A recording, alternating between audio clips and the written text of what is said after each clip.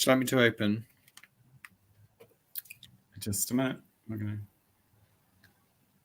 Hi there. Hello, everybody, and welcome to the next instalment in our webinar series. If you've been following before, we've done a number of these, and this is in conjunction with Wandsworth Council and Richmond Council, who are the commissioning teams from the Sexual Health Department. Again, let's give a big shout out to Julian, who hopefully is watching and is the instigator behind these as well. The theme of today's webinar is centered around National HIV Testing Week, which is running from February the 7th to the 13th. And also we're going to touch on the fact that it's LGBT History Month. We're joined by a number of colleagues today from Metro, and hopefully who we're going to be joining later will be colleagues from Choir Africa. I'm going to let everybody introduce themselves shortly, but just to give you a bit of a rundown about today's webinar, hopefully it'll last about 45 minutes to an hour long. Everybody's going to sort of do a bit of an introduction. We're going to talk about what National HIV Testing Week is.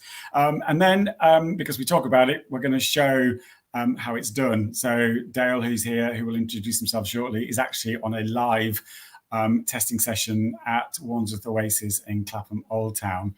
And he is going to be demonstrating how easy it is to do a test.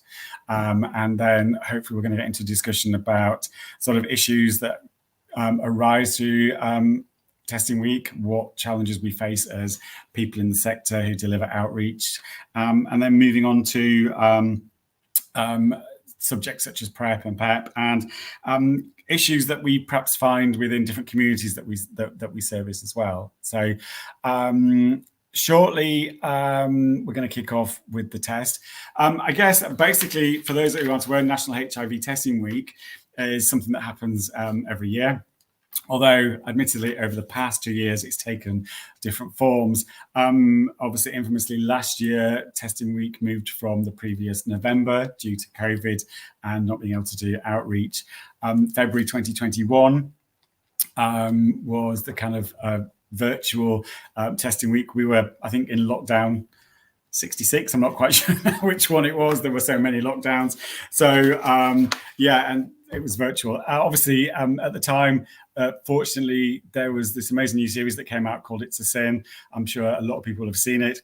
If you haven't, I would encourage you to go and watch it. It was an amazing sort of program and really encouraged people to get tested.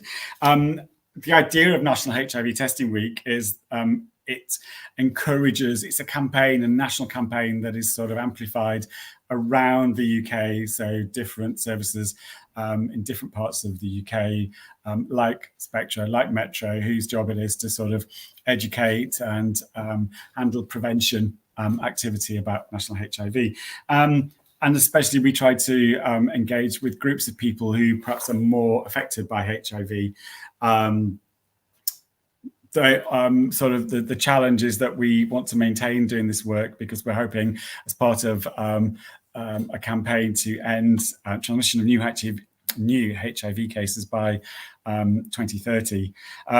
The benefits of regular testing, each and every one of us, is that people who do contract HIV can live for a long time, and it's possible that those who have it may not know they have it, and therefore we're trying to kind of ensure that everybody gets effective treatment. With regular testing, it also helps to kind of reduce the number of people living undiagnosed, because recent figures show that almost 1 in 20 people with HIV are unaware that they have it, and perhaps unaware that they're increasing the risk of passing it on to sexual partners. We're going to kind of move over to introductions now. So I'm going to hand over to my friends and colleagues who are on the chat. So maybe Dale, you want to kick off introducing who you are? Hello, my name's Dale Mundell, and I am Programme Manager at Spectra, working very closely with John and in contract and partnership with Metro Charity. And I will do a brief demonstration of the test after we've done introductions. Cool. Ellen, do you want to go next? Sure. My name is Ellen. I work for Metro Charity. and I'm the Southwest London and Bexley Sexual Health Lead. And I'll pass on to my colleague Edith. Thank you, Elaine. My name is Edith, and I work for the Metro Charity. And I'm Shiha. I work with families. I'm the family support and advocacy manager at Metro. So my role involves working with families or any other person who is affected or living with HIV in London. Right. Thank you. Okay, so I think the next steps, what we're going to do is, instead of talking about it, we're going to pass to Dale, who, as I said, is actually on an outreach session now. And what we will do afterwards is kind of give some information about where you can actually access a home testing kit as well. So Dale, I'm going to pass to you, and then you can show us how easy it is to do one of the tests. And perhaps give a bit of background as well as to what would happen if somebody was to come and access a test via one of our outreach sessions. Sure, thank you. So as mentioned, I'm currently on an HIV testing session, which is down in Clapham. So if there is like an influx of clients, I will have to sadly jump out, and I hope that's all right. So this is called an Insti kit, and it is a kit you'll probably see quite often if you are engaging with gum services, or if you have ever had to get on PEP or PrEP or anything like that. It's very, very commonly widely used kit. They use it in A&Es, for instance, when administering PEP, which is something we can explain a bit more detail later. So it's an antibody test, which means that it does have a window period, and that window period changes over 6 to 12 weeks, but that essentially means that they are 100% accurate, giving negative results after 12 weeks. So they do have a very, very small false positive rate, but generally they are very accurate. They're also very easy to use, and I'll show you very, very briefly. Show you in a very brief moment. And some people have used them as self-testing kits, although with this particular kit, it is kind of advised, particularly by us, that you do it with a practitioner. Lots of different third sector organisations do provide that service across almost all of the boroughs of London. There are other kits that you can use, some more expensive than others, some more available than others. And you can also, as John mentioned, we'll talk about ordering home sampling kits, which is a slightly different system altogether. But if you ever do order a kit to your home and you're living in London, pardon me, sorry, you can actually access a coaching model on our website, which has a video which can is quite a kind of step-by-step guide on how to use the self-testing kits on yourself. Or you can actually use that same model to book appointments with our online team, and we can go through it on Zoom with you as well. So the kit that we are using this week on HIV community testing sessions is the Insti kit. So that's the one I'm going to go through today. It is a little bit, compared to some of the other kits you may see and other kits we've been used and self-testing kits, a little bit Philosopher's Stone, Breaking Bad. There's a few components to it, which upon first glance might look slightly more complex, but I will show you it is very simple and straightforward. So in the kit, everything is separately sealed, including the well and the lancet that we'll be using. So I'll show you in greater detail. This was the sealed well, which gives the result. And the result works very much in a similar manner to, for example, COVID rapid testing or pregnancy testing, for example. And what I mean by that is there will be a control line, and then you will be looking for either a second or a second line to determine whether it was a reactive test. And I will explain a little bit more detail about that when I've actually administered it. So then the kit also comes with a alcoholic pad and with a lancet and pipette. Different kits use different lancets. You may see different colors.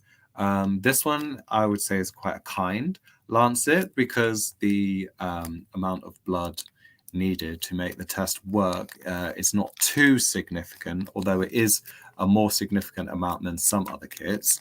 But if you're familiar with home sampling with SHL or SH24 or one of the other programs, you will notice that obviously the amount needed is a fair bit more, and they use different lancets for that reason. So if you ever see a yellow lancet in the kit that you're using, I would say that's quite a kind one.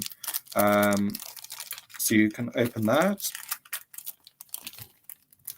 It's good to use the alcoholic wipe to wipe the finger that you're going to use the finger prick test, but obviously for sanitation. But what I would advise is that if you have just used a wipe to wipe your finger, that you dry it with some gauze or a cotton pad afterwards, because this is there is a little bit of kind of fine, well, it's a little bit tricky to you're sort of relying on capillary action for the blood to go into the pipette, and the pipette is very small, and what you're looking for is a kind of globule of blood that you can use to go into the pipette.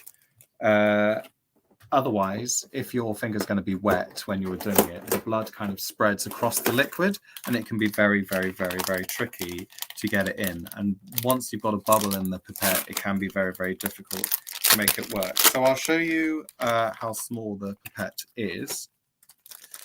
So these kits can be a little bit difficult to open. It might be worth having scissors. So I hope you can see that, but the pipette is quite small. I mean, you can imagine when you're using your finger to test, it's not a lot of margin for error there. Now, the funny thing about testing week, and in the past few years anyways, usually it would be in November, and this time obviously because of variation, the Omicron variant and ongoing issues around that, it was pushed to February. Now both November and February are pretty cold, as you might imagine. And one thing I will say about testing, particularly when you're testing lots of people in succession on sessions that we're doing through this week, when people are very cold and they have very cold hands, their capillaries tend to retract, so it can be quite difficult to make things work smoothly and efficiently, shall we say. So there's a couple of things you can do to ease that along, to aid that. One thing, if you are doing it on yourself or on a service user, you can make sure that the person who is having the test administered to them warms up their hands. So it could involve washing their hands in warm water. It can involve rubbing their hands. I think that's really important because, yeah, as I say, if hands are cold, this is already can be quite fine, quite tricky work. I would really, really recommend that at least your fingers and your fingertips are quite warm. You can do things like stretching and standing up, bending down, things like that to get the blood moving, blood flowing. There are things that will affect kind of the viscosity of blood when it comes to testing. Things like if someone has drunk alcohol the night before, if someone has been smoking, that can both thin and thicken the blood. Certain medications can thin the blood. So yeah, there are considerations. So what I'm going to do is take you through how the test actually works, and then I will perform it on myself to give you an example. So once you have the blood in the pipette, theoretically, you have also in your kit with you 3 little bottles, very, very clearly labeled, 1, 2, and 3. So 1 is the diluent. That's where you put the blood into using the pipette, which I will show you in closer detail. Give that a mix, and then you pour that into the well. Then once that has gone down, you then use the second 2 bottles. The second bottle, you use them one at a time, obviously. Second bottle you put in, and let that fill the well and then go down. And then once that has gone down, you just use the clarifying solution at the end to make the result clearer. And what we're looking for, like I said earlier, is one dot as a control dot, and in other kits it might be a line, which would be a control line. And then if it were to be reactive, it would come up with a second dot. But there is a very, very, very small chance of a false reactive. And the reason, and because of that, that is the reason we would signpost all our reactive clients to have a confirmation test. And what we do as a service, and many other services like ours, we reach out to other organizations and gum clinics and other health services in the boroughs that we work in. Sometimes there'll be particularly specialized services that can perhaps give better peer services to people of trans experience or people living with learning disability or physical disability, or whatever it may be. And they also based all across London. So at each of our sessions, you will have someone who will have a referral guide, and that doesn't just include giving people referrals for signposting to confirmation tests. It could be anything. We do a lot of referral work, referring people into organizations and charities that can help with substance misuse, or that can help with homelessness, wide variety of different things. And so using these referral guides, if you were to come into a testing session and you tested reactive, we would help you through all the aftercare of getting a confirmation test. We have lots of counselling services available. We have lots of alternative therapies available. We do sort of remain in close contact, not only with people who test reactive, but obviously a lot of services available to particularly sexual health service and mental health services available to people who tested negative as well. So, without rambling any further, I will, bear with me just 1 second. Okay, yeah.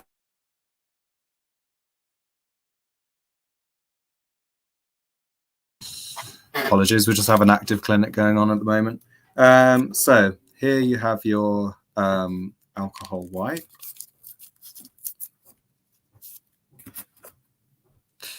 So, I tend to use middle fingers, but that's simply because I've got such large hands. It's the only kind of finger I can get my hand around to give it a squeeze. That may not work for you.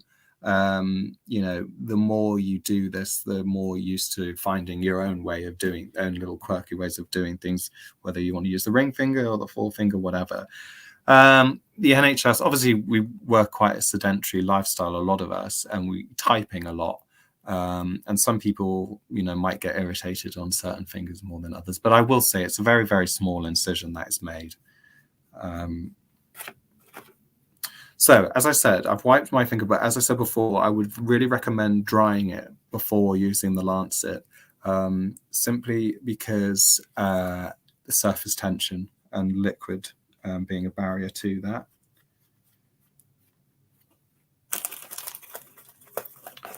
So you take your lancet and you twist the top part and pull it out to make the lancet active. So one thing I would really recommend when you're using a lancet on yourself or on anybody else, you want to kind of put the lancet down parallel and flat against the skin. Now, different organizations sort of recommend different ways of doing this. The NHS, for instance, recommend doing it on the side of your finger and that fleshy bit there, simply because of what I was talking about earlier, being sedentary and typing a lot. Now, in my experience, certainly when I'm being tested, because I get tested a lot doing training and things like that when we are training sort of new sessionals or going through new kits with old sessionals or whatever it may be. When I'm getting pricked a lot, I kind of like it to be on the fleshier part, simply because when I'm typing, obviously I'm usually typing with the very tip of my finger. And I actually find, I don't know if this is just me or if it extends to other people, you might have people who say different when they are getting tested. But for me, if I'm doing it in the side part that a lot of services recommend, that tends to get a lot more sore because it's less fleshy. So if you're doing self-sampling or self-testing, particularly with the SHL kits where it's a slightly more advanced lancet, you'll probably find your own way of going about what makes you feel most comfortable when it comes to the administering last. So make sure that's flat, okay? Try not to do 1, 2, 3, and there we go. It's down. If you are obviously working clinically like myself, you can put that in a sharp spin. So it's made a very, very small incision. Luckily, I'm in a warm room. It's lovely and warm up here. So we've got a globule forming there.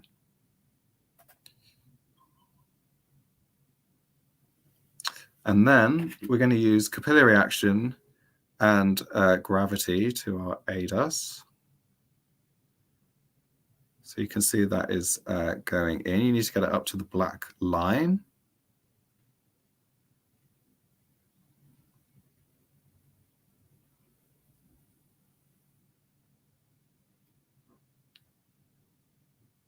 This can take maybe a minute or so. People will get different skills when it comes to actually getting it into the pipette.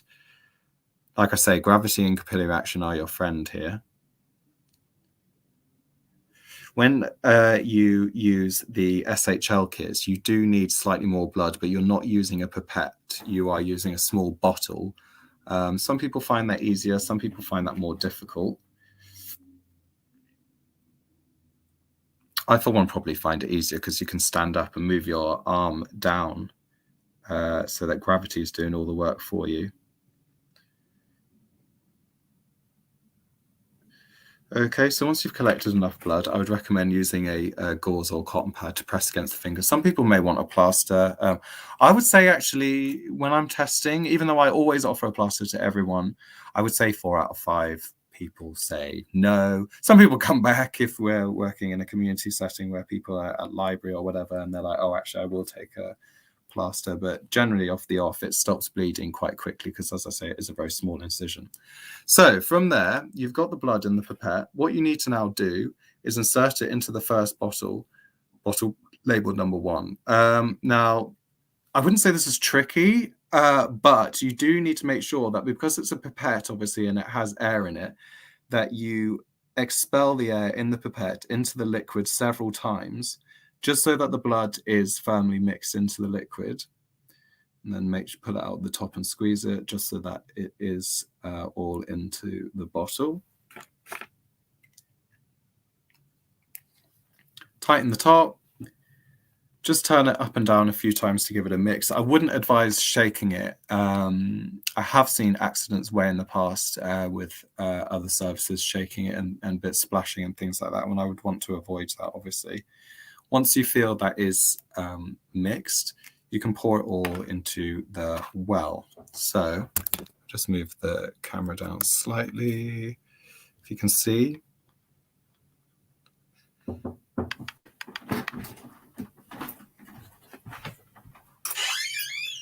Hi. I am. I'm supposed to just come up and knock.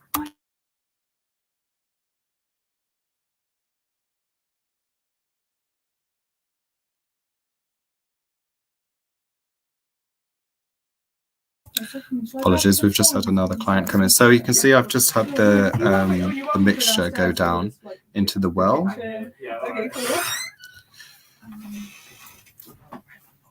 Now we've got the colour diluent. Again, make sure all of the liquid has gone down the well before going on to the next bottle. You may get an air bubble form at the top of these bottles. The best thing to do is just give it a gentle tap or a gentle squeeze. So you can see the liquid going down, slowly but surely.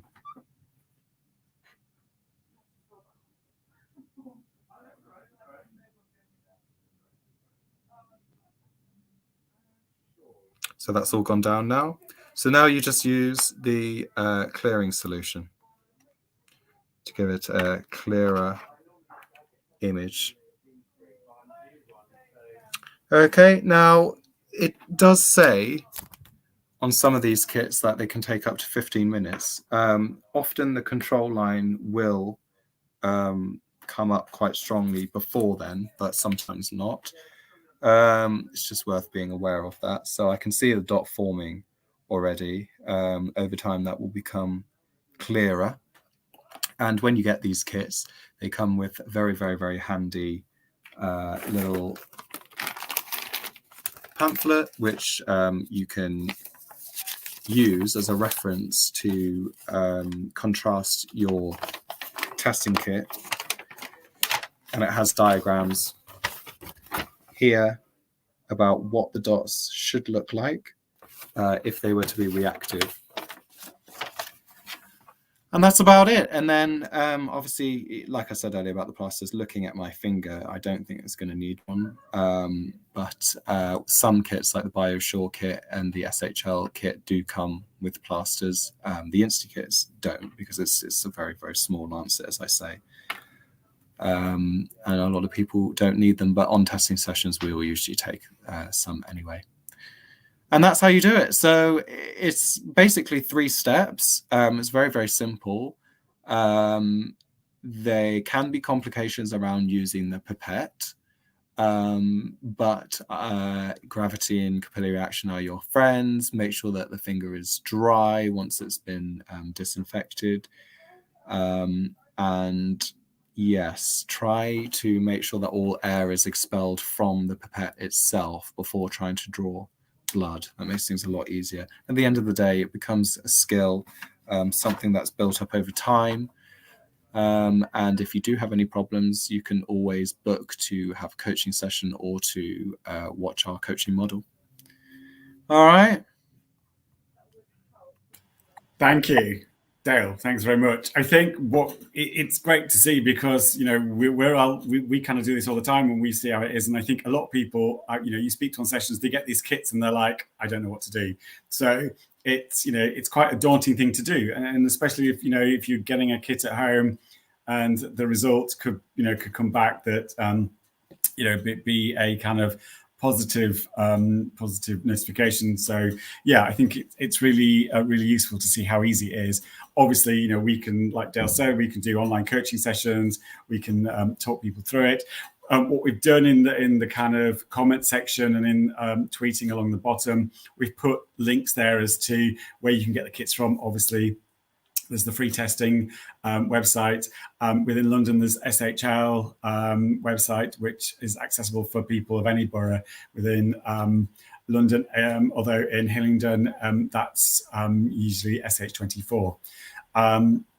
So I think moving on from that, obviously Dale's going to stay with us. He is on a live testing session.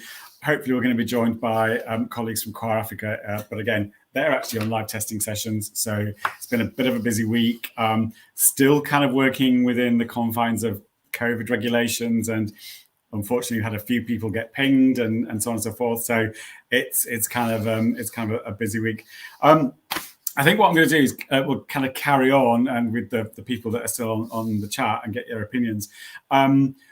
First of all, obviously, we've seen how the testing week is sort of encouraging people to get tested and kind of make it a regular thing. I don't know if anybody else agrees, but if there's to be one sort of silver lining from COVID, and there aren't many, let's face it, that the regularity where we've had to get used to getting tested for something has become the norm over the past couple of years. So obviously everywhere we wanted to go, everything you have to do, you have to sort of get a lateral flow test or a PCR test. It's kind of become the norm. And I think, we've just established that actually doing a finger prick HIV test takes a lot less time than waiting, 20 minutes for the result of a lateral flow test to actually be confirmed. Edith, perhaps go to you first. But I mean, what do you think are some of the main barriers that perhaps affect HIV testing uptake? Why do you think people are still sort of wary of getting it? Yeah, just following on what Dale has just shown us, I think there is power in knowing, and it shows that it's easy to test. Mm-hmm.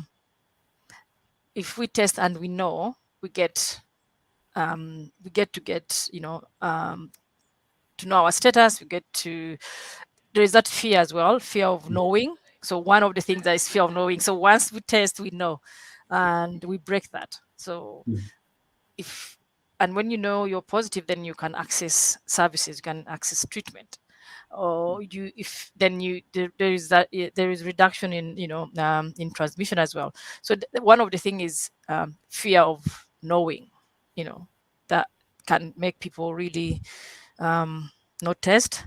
And also, I think one of the things we talked about is also especially stigma and discrimination, when people think, oh my God, what about if I know, how, this is, how will people perceive me? How, there are lots of things. So the list can go on. There is fear of knowing, there's stigma, there is lots of I could also say lack of awareness and knowledge. If you don't know that there's HIV, or there's treatment for HIV, then you're not able to test. Or if you don't have no access to information, you have no access to testing centers, like for example, Dale has just shown us that you can actually order this online. This is the website. You just go on and get the test kits. Yeah, lots of things, including there are also other barriers, really, we can talk about, that also leads to discrimination, or talk about cultural issues, where we come from, where different people, different communities, have different levels of awareness, and other things that could include power structures. We have had where people,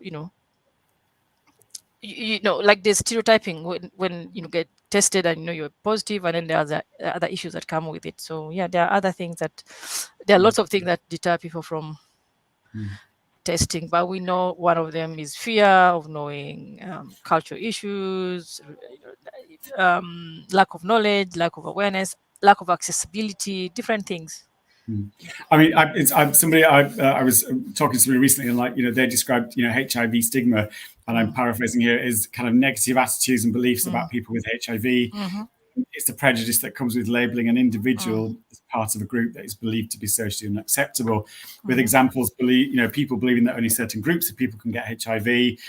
We make moral judgments about people who take steps to prevent HIV transmission. And some feeling that people deserve to get HIV because of their life choices. So I think stigma is still huge, which is kind of it's all about, I suppose, what we do is try to break down that stigma by talking about it and what have you. Ellen, I don't know if you've got anything to add to kind of barriers that might affect people not wanting to do. Yeah. So something we've seen around some people, well, a lot of young people, but also like people from different ages, is that they don't perceive themselves to be in the risk of contracting HIV. There are still like a lot of kind of people that think there's only certain groups that are at risk. And actually, I read an article not that long ago, and I think it was only published yesterday or something, and it was published in several newspapers, about how HIV now infects more heterosexual people, and that we need a new strategy. And there needs to be that awareness that anyone can contract HIV, but also the fact that it's like, you won't, like, there's still this thinking among some people that HIV is this very big and very scary disease that you'll have forever and it will lead to AIDS. Whereas like in the UK, especially, like we have such good kind of systems, we have such good like treatment, that, yeah, as we said, like people can live with HIV for a very, very long life. They can live very full and healthy and happy lives. And also that we saw that, like, Dale just showed us how simple it was to take a test. And I mean, like, yeah, probably like, less than 20 minutes, you got your test done.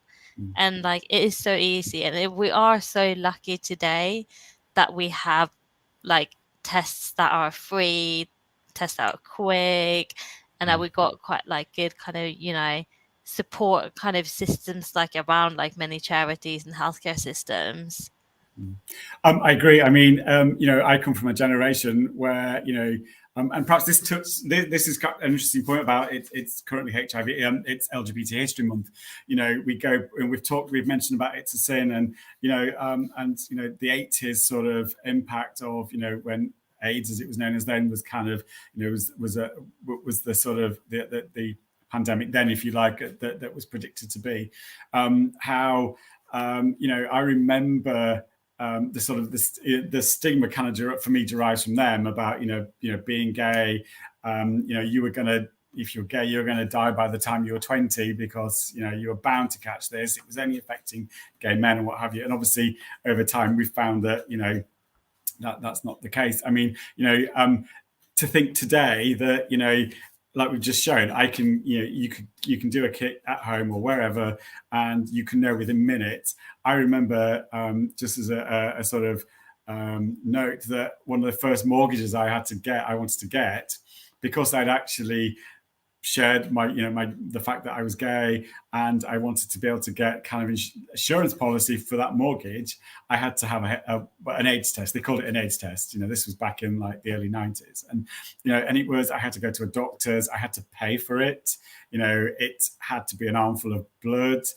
It was, and so then you had to sit for 6 weeks, and there was it wasn't, we were still pre-emails, pre-texting, notification so quickly of things that you had to wait for a letter to come through the door to kind of say yes or no, to then be able to get approved for a mortgage. And if you look back now and you think about that, the discrimination was so kind of palpable when you think about it. So I think yes, thankfully we've come a long way, undoubtedly, but unfortunately there is the kind of the stigma, which I think campaigns like Testing Week are just vital in making sure that we get to communities that perhaps we wouldn't normally get to.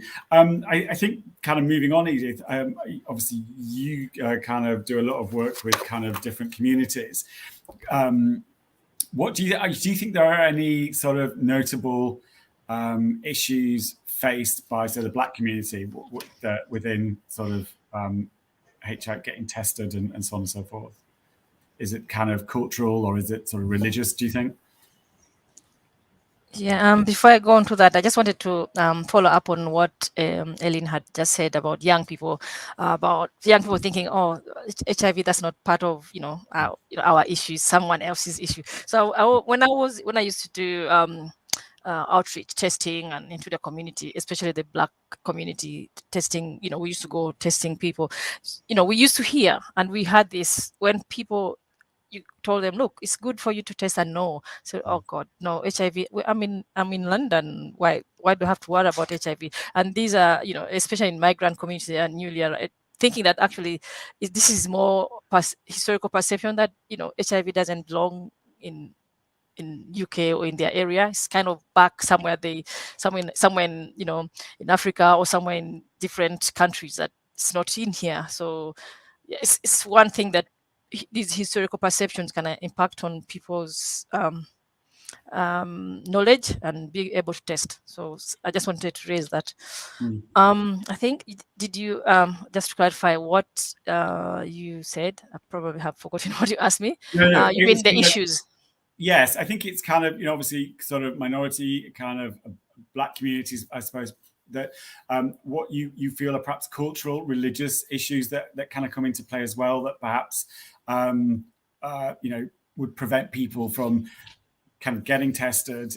I mean, some of the other communities that I've come into contact with, it's very much it's dominated by the men don't believe it's their issue. They don't, so therefore they don't get tested. But whereas, I've spoken with women from those communities who are aware perhaps that their partners, their husbands are having, extra sexual activity and they're concerned about their well-being. But again, there's cultural and religious impacts on that perhaps prevent them. Yeah, going back to definitely what and I go back to the experience of being in the community testing with the the Black, the BAME communities. One of the things they would say, oh, why are you targeting us? That's also like stigma, or also sort of having that feeling the sense of discrimination, like, why is it us? Why do you, there's something about it when people go testing in different communities. So either it's denial or something like that. So feeling that, that's not part of us. It shouldn't. Why should we test? We are, first of all, I'm in a relationship. I'm married. Why should I test? I trust my husband. I trust my wife. They just tell you, no. We are all married. Just, we don't need to test. But the information is test. You can only know what is in your body, and so we found that because of relationship, marriage, and believing in religion, and there's also people who are telling us, when we go testing, in the communities, they're saying, oh, for me, God is protecting me. I'm not afraid. I don't I don't have HIV. I can't get HIV. I'm protected by the Most High. That's what they say. And as well, so we have the combination of religion. We have the combination of culture being one of them. Yeah, and historical perception, knowing that people are in UK, there's no HIV. And I can imagine that, how do you sort of not argue against, but someone who has such a strong belief in someone that God, how do you, I suppose, kind of come back against that? It's for someone whose internal belief is so strong and such so kind of in their soul, in their being, how do you sort of kind of come up against that? But we did work a lot with faith leaders, and especially during World AIDS Day or HIV Testing Week, would really have the work within. We had faith leaders who we worked with, and it would be easier for information to be transmitted through. There's that leadership kind of authority kind of thing. So we had like HIV testing in around certain churches, and we had people actually queuing for HIV testing. So it's where and how the message comes through. So we found that working with faith leaders really worked to help people come forward and test for for HIV. Undoubtedly, I suppose if they and these faith leaders are kind of I suppose to many the conduit to God, and so therefore if they're sort of extolling the benefits of testing, they're then hopefully the congregations and they show how easy it is and what have you.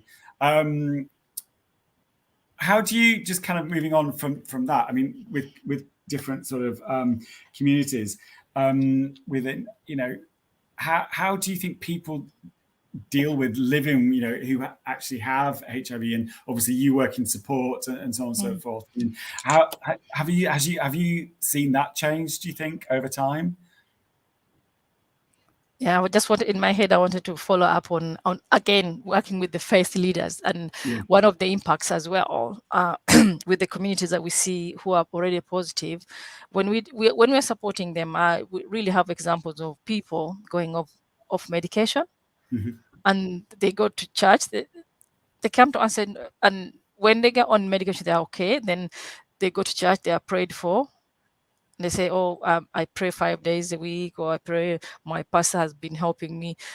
Down the line, give it, probably 6 or 7 months, because they haven't been taking their medication.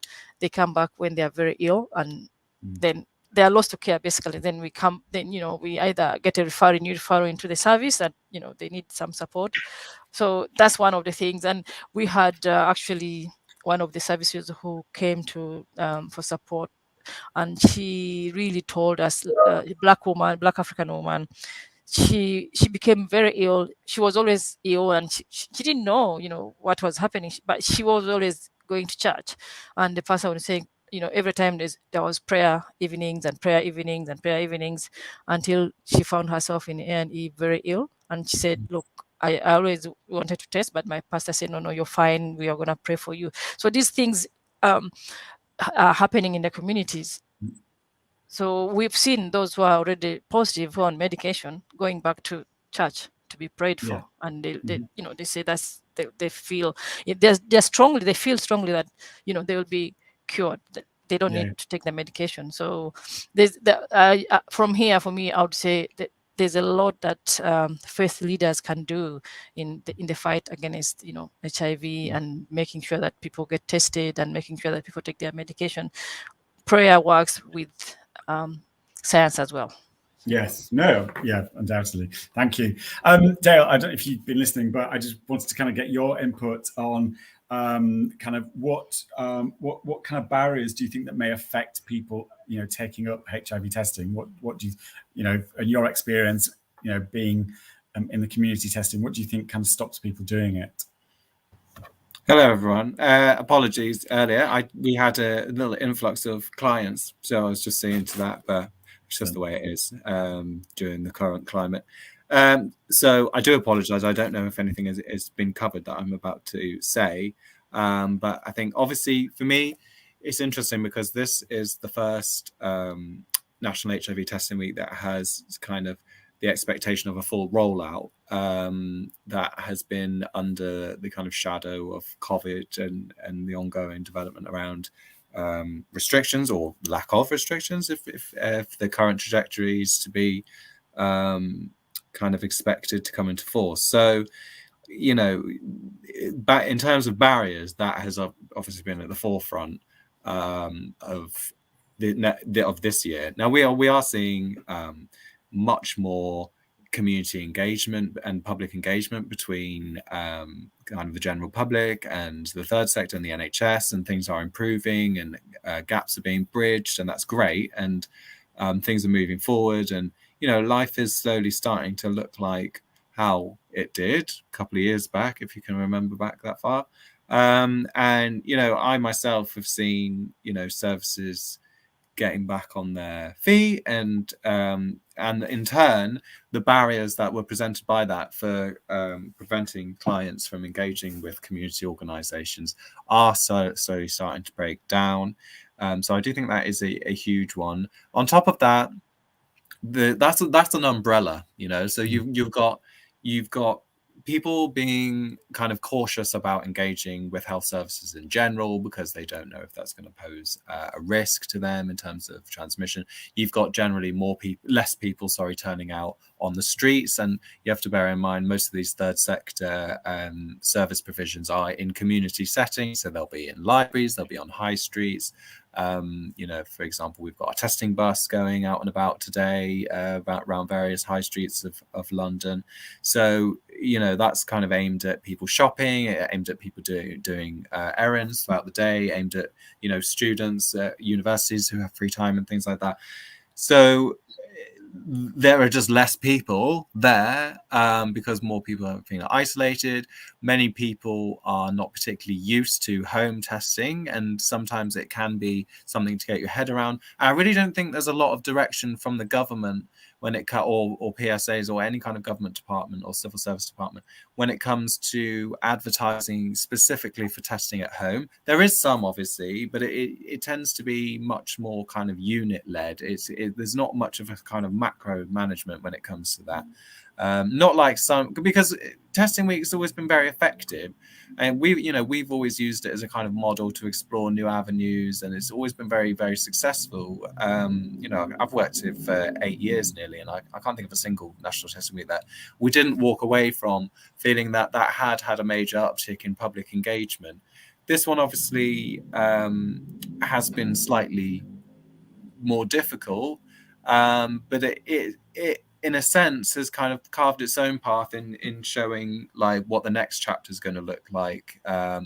We have had really good engagement. We've had, even though there's been less people on the high streets and stuff, we have had people building that kind of confidence that was broken because people might be concerned not only about engaging with health services and the risk that poses to them being in crowded environments and things like that, even though we do follow very strict COVID protocol. But on top of that, just health messaging seems to have really been shifted towards COVID and away from the sort of traditional messaging we would have year by year around testing week, around November. I remember doing this webinar a little last year and similar webinars a while before that, talking about how the red ribbon imagery had really permeated into society in a really great way. Like you saw, really, really, really famous people going on like chat shows and talent shows and stuff wearing the red ribbon. And John mentioned It's a Sin. Things like that do have a marked effect on people going out and seeking things, because the idea of testing yourself or the idea of getting tested outside of a gum clinic can be quite a stepping stone for people who have never done it before, or have never had much sexual health education, or have never had much engagement with third sector organizations. I would say the barriers, you have all the traditional barriers that we usually have. We have issues around whether the NHS has enough of a peer service engagement, whether other health services offer enough services specialized for people who have specific needs, and that in itself can create barriers, language barriers, peer barriers, all kinds of barriers. Those traditional barriers are still there, if not exacerbated by the COVID climate because of people being isolated for longer periods. But on top of that, you have barriers that are very specific to the pandemic itself as well. That's what I'd say about barriers. But I will say National Testing Week, HIV Testing Week, as always, has been an opportunity to reverse that. And, I myself, we've been very, very busy today. We were very, very busy when I was out and about on Monday and yesterday. We've explored lots of new parts of London that we've never previously been to. And I do think these campaigns really, really have a very important place when it comes to putting a stopgap in sort of negative trends and exploring new things, piloting new things, getting greater public engagement on a sort of national and community level. And from what I've seen, it does seem to have worked well. So, I do think there's still major barriers that I've mentioned, but I think organizations like ourselves and Metro have done, and many others, I wouldn't leave anyone out, have done to overcome them this week in particular, and hopefully moving forwards. I mean, completely. And I mean, big shout out. I mean, especially for Wandsworth, we've had recently for World AIDS Day, we've had counsellors. We've even had previous mayors sort of, show how easy it is to get tested in Richmond and other boroughs. Obviously, we've had local council leaders do it. We have put up links to share them. And again, it's just another demonstration of how easy it is to get tested. I think on our respective sort of websites, we've got our own YouTube channels with links to sort of demonstration videos as well of what we've done. Like we said, we can all do now, the idea of it's almost like a telemedicine style thing where we can actually coach somebody through doing a test via a sort of web chat and what have you. I think it's the next step.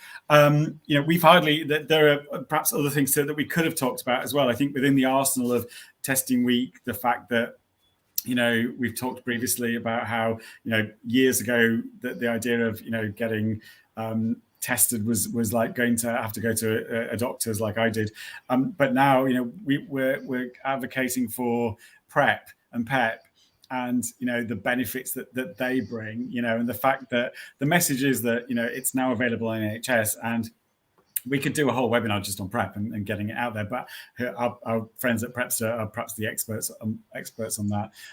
But I think it's kind of advocating for that and making people aware as well that that's another tool in an arsenal of tools to kind of educate people about ensuring good sexual health.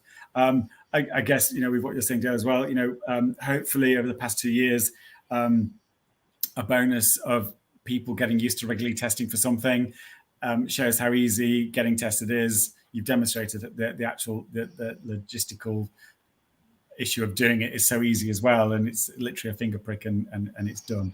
I'm kind of conscious of the time. We've only got a couple of minutes left.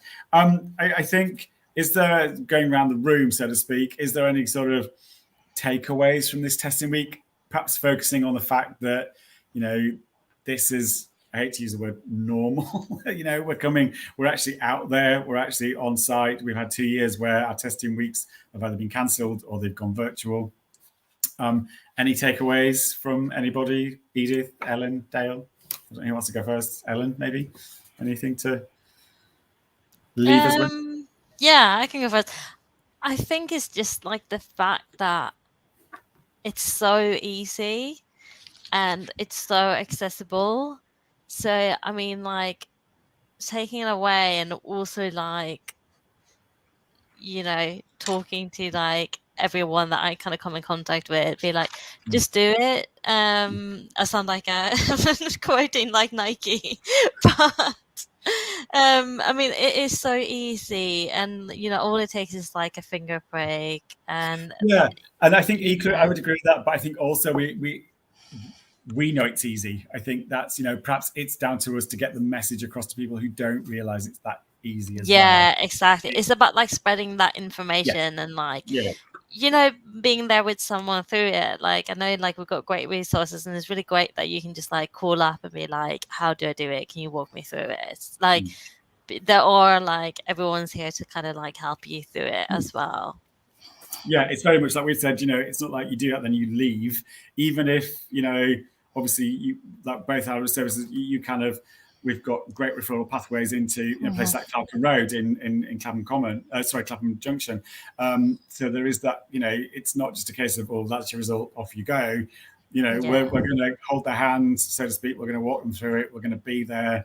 And so, because it is to some still a daunting thing, and perhaps if anything, we kind of get maybe a little blasé about it, and we're a bit like, it's just easy. So it's about perhaps recognizing that for some people it's not. Edith, any last comment or anything about testing week? Yeah, I wanted to just add that as Dale was saying, we are in the community most of during this HIV testing week. The message we are getting, we are giving people is test and know, and then take opportunity for the availability of medication that is really good now, and also we are giving the information out there. On Tuesday we're in Croydon doing HIV testing during the HIV testing week this week, and we were also passing the information like know your COVID status as well, or take your vaccination as well. So it's kind of we are having a holistic information out there. I'm sure, Dale, you might have people also giving them information about COVID information as well, COVID safety as well as HIV safety. Yeah, I would agree. I think what we've seen over the past couple of years, because maybe some statutory services have obviously, for obvious reasons, kind of been inundated, we've perhaps seen our service sort of be approached with wanting, it's not just about that, but COVID information, signposting people to get tested and so on and so forth. So I think it's kind of, we've seen our service sort of increase. Dale, anything to add before we? Not really. Just that. Hopefully trends continue to sort of improve. The week has gone on really well, and that testing is easy.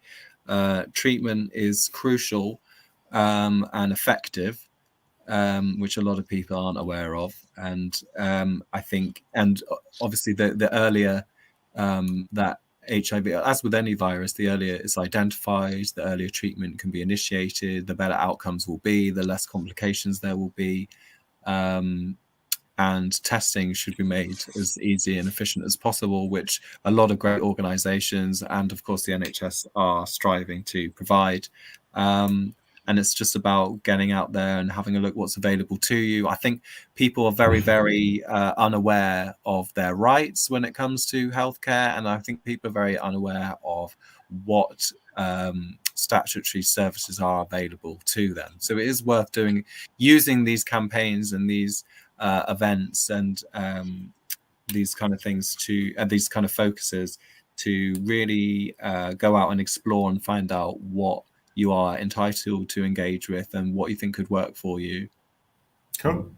And we have HIV support services from Metro and everywhere else. Please, when you test positive, it's not the end of the day. You have support around. No, definitely. I think, obviously we kind of work well together. Obviously, the fact that we've got prevention and support services that we can do is vital to the communities. I'm going to wrap it up. I think big thanks to everybody. A big shout out to the people that couldn't make it, unfortunately. Daniel from Choir, Gianluca from Spectra. But a big thanks for Dale for doing the test on himself, to Edith, to Ellen, to Tom in the back room, so to speak, for putting this together, Julian at Wandsworth and Richmond councils, all our other councils that we support as well.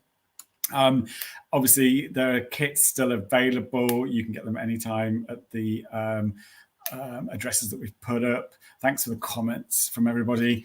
And yes, I'm sure we'll see you all soon for another webinar. So goodbye. Bye. Thank you, everyone. Thanks, everyone. Bye.